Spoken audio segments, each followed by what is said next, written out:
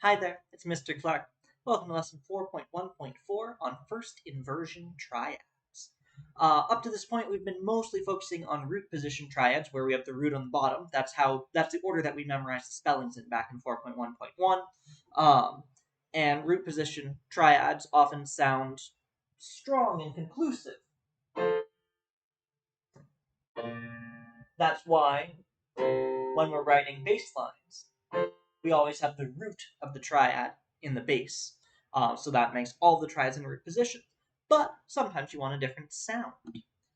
So, welcome to first inversion triads. You can take the bottom note and put it up top, and that's called inverting a triad. So if you do it once, you get a first inversion triad. And all that matters is, it doesn't actually matter if the root is exactly an octave up. As long as the root's up there somewhere, could be like, up here, could be up here, but then you'd just be a terrible person. Could be the sound you want if you want. I don't even have that many notes on this keyboard. That's one octave up, and then the second one. I can't sing that. I don't know why I tried. Anyway, all that matters is that the third is on the bottom. When we're talking about triads, this specific tradition of music, what note is in the bass has a big impact on the sound. That's why a lot of modern bands have a dedicated bass player. Back in the day, you had something called basso continuo, where they would just write the bass line and then indicate what chords you want over it, kind of like a jazz chart nowadays, where they'll just give you the melody and then chord symbols. So this is true across a wide variety of musics. What note is in the bass matters. What note is lowest matters.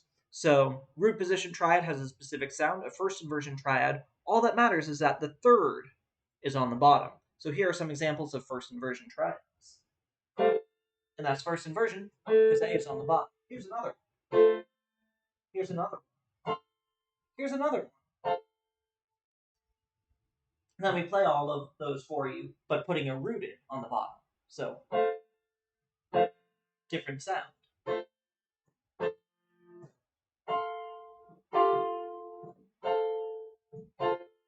Yep, so different sounds. All that matters is that the third is on the bottom. These three are in open position, because there are places where you could stick a chord tone in.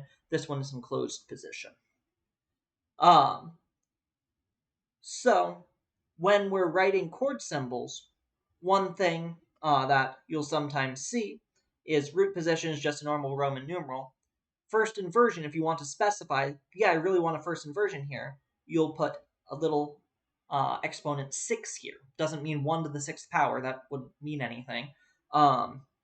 It indicates that you have a 6th above the bass. If you wanted to be super specific, you could write 5-3 here because you have a 5th and a 3rd. You could write 6-3 here because you have a 6th and a 3rd. But as we have learned, a lot of music notation conventions come because people are lazy. Root position is most common, so get rid of the 5 and the 3. It's normal to have a 3rd above the bass, so don't really need to specify that. All you need to say is, hey, you have a 6th above the bass. So this is one way to indicate that you have a first inversion triad. That's what I have for now. I will see you next time.